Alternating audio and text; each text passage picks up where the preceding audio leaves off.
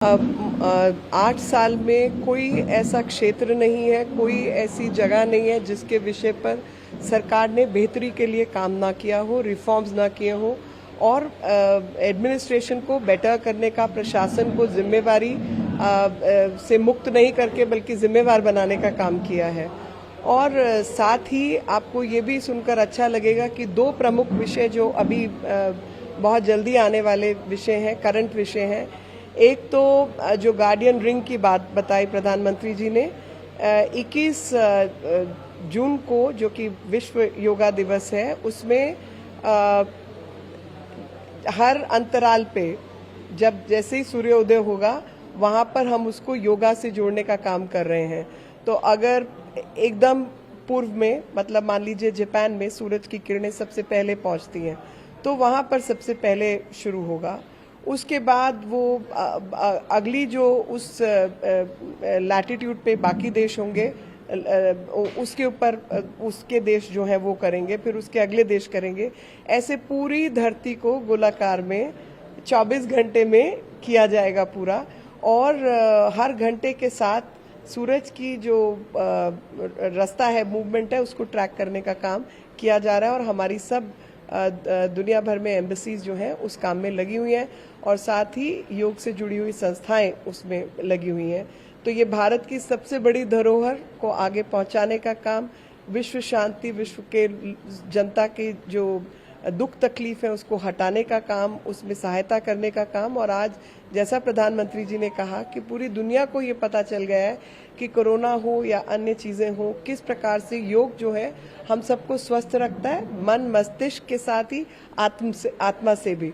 तो आध्यात्म का ज्ञान भी लोगों के मन में रहे और स्वस्थ भी रहें और साथ ही विश्व शांति के लिए प्रयास भी करें। दूसरी चीज जो मन को लुभाने वाली है और मुझे लगता है कि जो प्रधानमंत्री जी ने आते ही सबसे बड़ा काम का बीड़ा अपने हाथों में उठाया था, वो है स्वच्छता का। और स्वच्छता के प्रति उस समय पर जागरूकता बढ़ी, खुले में शौच जो हो रहा था उस पर काम हुआ, सब जगह पर शौचालय बने। और अचानक से मुझे ऐसा लगता है कि प्रधानमंत्री जी ने जो उदाहरण दिया वो केदारनाथ और 4 धाम यात्रा का दिया।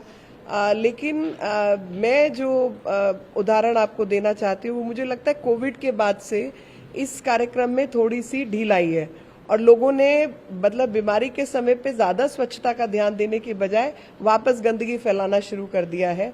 तो सिर्फ जो पूजनीय स्थल है उन्हीं की सेवा नहीं करनी, अपने घर के आसपास भी और अन्य जगहों पर भी कूड़े का निस्तारण और स्वच्छ भारत जो है वो हम सबके स्वास्थ्य के लिए आवश्यक है। और अगर हम जिंदा नहीं रहेंगे, स्वस्थ नहीं रहेंगे, तो फिर जिंदगी में किसी और चीज का कोई लाभ ही नहीं है, मतलब फिर जिंदा रहने का ही मतलब नहीं है। तो इसके प्रति जो जागरूकता है हर भारतीय के मन में हो और हर भारतीय को जमीन पर, धरती पर, सड़क पर पड़े हुए कूड़े को देखकर घिन आनी चाहिए और साथ ही उस कूड़े को नहीं बढ़ाने का काम भी करना चाहिए।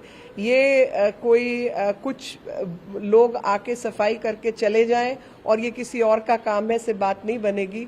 हर व्यक्ति का काम है स्वच्छता के प्रति जागरूक रहना, कूड़े को कूड़ेदान में डालना, सही तरीके से निस्तारण करना और किसी पर आश्रित नहीं रहना।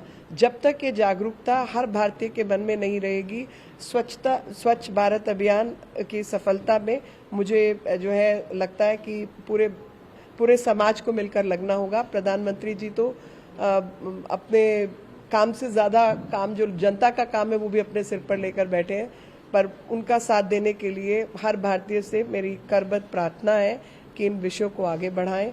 और हिरोशी जी के बारे में बताया कि हमारी सभ्यता और संस्कृति को कैसे रुचि रखते हुए और उसके प्रति आदर का भाव रखते हुए जापान के स्कॉलर्स जो हैं वो उस पर काम कर रहे हैं और जो भारतीय हैं वो भी रामायण और महाभारत से संबंधित विषयों पर न केवल शोध करें मगर उसे अपने जीवन में धारण करने पर भी जो कर्तव्य बोध वाली भावना है उससे आगे बढ़ने का काम करें। तभी आज़ादी का अमृत महोत्सव का जो कार्यक्रम है वो सफल होगा जब हम सब अपने कर्तव्य के प्रति जागरूक होंगे। एक अंतिम सवाल, पूरे हो रहे हैं और बहुत सारे कार्यक्रम रखे गए हैं, पूरे 15 दिन के लगातार कार्यक्रम है जिसमें महिलाओं के लिए, किसानों के लिए, सारे वर्गों के लिए कैसे देखती है और कितना महत्वपूर्ण है ये दिन स्पेशली के लिए कि मोदी सरकार के 8 साल पूरे हुए? ये बीजेपी सरकार के लिए महत्वपूर्ण नहीं है, ये देश के लिए महत्वपूर्ण है और भारत की जनता के लिए महत्वपूर्ण है कि जो वायदा आपसे करके हम लोगों ने सरकार बनाई थी, 8 साल के समय काल पूरे होने पर उस सरकार ने हर काम करने का प्रयास किया और कर्तव्य बोध से प्रेरित सरकार है, इसलिए अपना देश के प्रति कर्तव्य समझकर, देश के प्रति आस्था रखते हुए वो सब काम हुए। मुझे याद है आज भी जब प्रधानमंत्री जी पहली बार संसद पहुंचे थे और उन्होंने अपना शीश नवाया था संसद की सीढ़ियों पर, तो उन्होंने एक ही बात कही थी उस भाषण में, जो पहली लाइन ओपनिंग लाइन थी कि ये सरकार गरीब, वंचित, पीड़ितों, किसानों को समर्पित है। गरीब, पीड़ित, वंचितों और किसानों के लिए ही इस सरकार ने अपने आप को काम में झोंका है, चाहे वो जनधन के खाते हों, चाहे वो शौचालय बनाने का काम हो, चाहे वो स्वास्थ्य सेवा देने का काम हो, आयुष्मान भारत का काम हो, फ्री कोविड में वैक्सीन लगाने का काम हो। देश 130 करोड़ का देश है, उतने बड़े देश को वैक्सीन उपलब्ध करा दी। हमारे से 1/100 जो देश हैं और हमारे से 100 गुना जिनकी अर्थव्यवस्था की क्षमता है, वो काम पूरा नहीं कर पाए, लेकिन भारत ने वो काम सफलता से किया और उसके पीछे कितनी मेहनत हुई वो समझने की आवश्यकता है।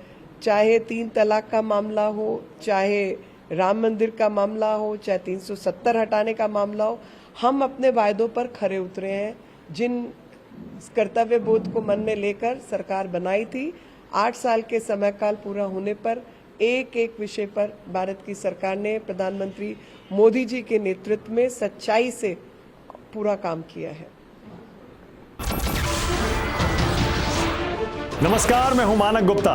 अगर आपको हमारा ये वीडियो पसंद आया हो तो इसे लाइक और शेयर जरूर करें, और हाँ, हमें सब्सक्राइब और फॉलो करना ना भूलें ताकि आप देश और दुनिया की कोई खबर मिस ना करें। तो जुड़े रहिए हमारे साथ और देखते रहिए न्यूज़ 24।